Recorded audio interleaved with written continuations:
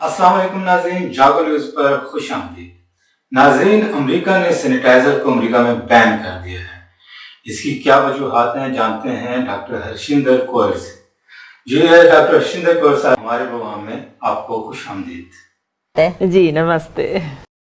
नाज़रीन, प्रोग्राम शुरू करने से पहले प्लीज़ हमारे चैनल को सब्सक्राइब करें, लाइक करें और अपने कमेंट्स ज़रूर दीजिएगा। तो प्रोग्राम को आगे बढ़ाते हैं। आज का जो सैनिटाइजर है इसको अमेरिका में बैन कर दिया गया है, तो ऐसा क्यों हुआ डॉक्टर कौर साहब? दरअसल उन्होंने खोज में ढूंढा कि वहाँ बहुत सारे केस ऐसे आ रहे थे जिनकी निगाह कमज़ोर हो रही थी, उनकी नसें कमज़ोर हो रही थी, कई तो बिल्कुल देखने को भी रह गए थे उनके, यानी टोटल ब्लाइंडनेस तक भी हो गई। तो सिर पीड़, उल्टियाँ, ऐसी चीज़ें देखने को मिली जहां उन्होंने चेक किया कि जहां 90% अल्कोहल जिन सैनिटाइजर्स के ऊपर लिखा होता है, दरअसल उसके अंदर उन्होंने मीथानॉल डाली होती है जो कि काफ़ी डेंजरस साबित हो चुकी है। इसीलिए लगभग 19-20 किस्म के सैनिटाइज़र टोटल बैन लगाने के बाद अमेरिका में यही कहा जा रहा है कि आप साबुन और पानी से हाथ धोइए। सैनिटाइज़र की यूज़ आप जितनी कम कर सकते हैं उतनी बेहतर है। अच्छा डॉक्टर साहब, ये बेंजीन क्लोराइड क्या है?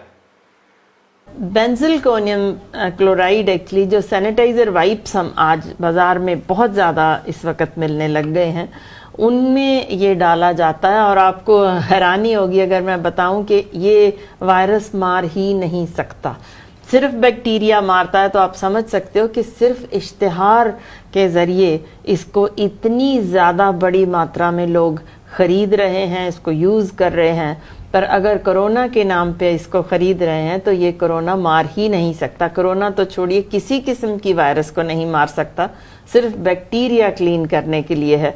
इसीलिए इनको भी आप इतना एक्सेसिव अगर यूज़ करेंगे तो ये ख़तरनाक हो जाएगा, क्योंकि जो नॉर्मल बैक्टीरिया हमारी चमड़ी में होते हैं या आसपास होते हैं, जो हमें बुरे बैक्टीरिया से बचाते हैं कुदरती तौर पे, हम उनको अच्छे बैक्टीरिया को ख़त्म कर देते हैं, जिससे ये बुरे बैक्टीरिया जिनको कि हमारा इम्यून सिस्टम नहीं मार सकता, वो काफ़ी बड़ी मात्रा में हमारे ऊपर अटैक कर सकते हैं, जिससे हमें हमारी जान को ख़तरा हो सकता है। और उनके ख़िलाफ़ इतनी स्ट्रॉन्ग एंटीबायोटिक्स अभी हमारे पास है ही नहीं।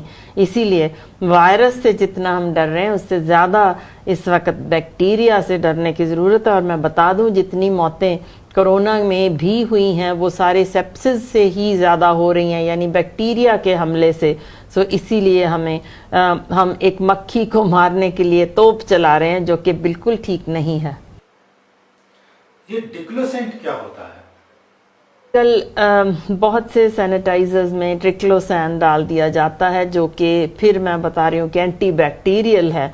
और इससे बहुत बार तो आप देखते हो बाहर लेबल में भी नहीं लिखा होता कि ये इसमें डाला हुआ है, पर उसके साथ थायराइड हार्मोनों की कमी होनी शुरू हो जाती है, जो कि आप समझ सकते हैं कि हमारे शरीर पे कितना बुरा असर डालेगी। इसीलिए मैं बार बार कह रही हूँ कि अमेरिका में भी बैन लगा दिया गया है, पर अगर आप सैनिटाइज़र की इतनी ज़्यादा या डिसइंफेक्टेंट्स की इतनी ज़्यादा यूज़ करते रहेंगे तो हमारे लिए आगे आने वाला समय काफ़ी ख़तरनाक हो सकता है। अच्छा डॉक्टर साहब, ये आजकल बच्चों को खिलौनों को भी सैनिटाइज किया जाता है, तो ये कितना महफूज है?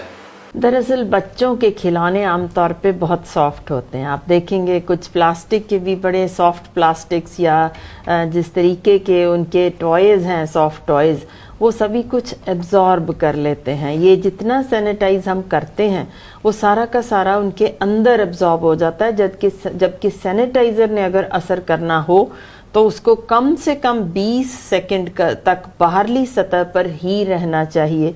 वो क्योंकि वहाँ रह ही नहीं पाता उतनी देर, इसका मतलब है वो बिल्कुल बेअसर है, उसका कोई भी असर आपने लिया नहीं, वो तो सिर्फ अंदर चला गया और बाहर कुछ भी नहीं। और नुकसान ये है कि वो बच्चे जब मुंह में डालते हैं या उनके हाथ आप सैनिटाइज़र कर देते हैं, तो उसके बाद जब वो मुंह में कुछ खाने के लिए डालते हैं या अपना अंगूठा या उंगली मुंह में डाल के चूसते हैं, तो वो सारे का सारा सैनिटाइज़र अंदर ले जाते हैं, जो कि कोरोना उनको बुरा असर नहीं डाल सकती मगर इस सैनिटाइज़र से उनको उल्टियाँ लग सकती हैं, उनको टट्टियाँ लग सकती हैं, उनकी बेहोशी हो सकती है, दौरे पड़ सकते हैं। इतना सीरियस केसेस जब हो रहे हों तो आप समझ सकते हैं किसी भी हाल में उनके खिलौनों पर किसी किस्म का सैनिटाइज़र या बच्चों के मुंह पे या हाथ पे सैनिटाइज़र नहीं लगाना चाहिए।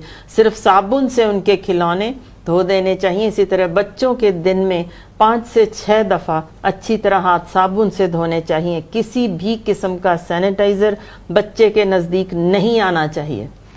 अच्छा डॉक्टर साहब, आजकल फैशन के तौर पर सब्जियों को भी सैनिटाइज लोग करने लग गए हैं, इसके बारे में आप क्या कहती हैं? जी, दरअसल मैं पहले ही कह चुकी हूँ कि हम एडवर्टीजमेंट के शिकार हो चुके हैं। जो भी हमें बार बार दिखाया जाता है हमारा दिमाग उसी तरफ जाना शुरू हो जाता है। जी बिल्कुल, कि हमें सब्जियां भी धोनी हैं। और आप हैरान होंगे, हम देखते हैं, बतौर एक डॉक्टर मैं बता रही हूँ कि लोग आते हैं और कहते हैं कि हमने केला, सेब, गोभी या ना जाने क्या क्या चीज़ें सैनिटाइज़र जो बाल्टी में डाल के डुबो के उससे धो लेते हैं। इस तरह बिल्कुल भी ठीक नहीं है। वो सारा सैनिटाइज़र आपके अंदर जा रहा है।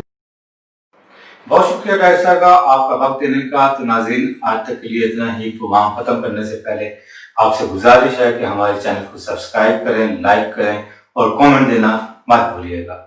इजाजत चाहूंगा। अल्लाह हाफिज।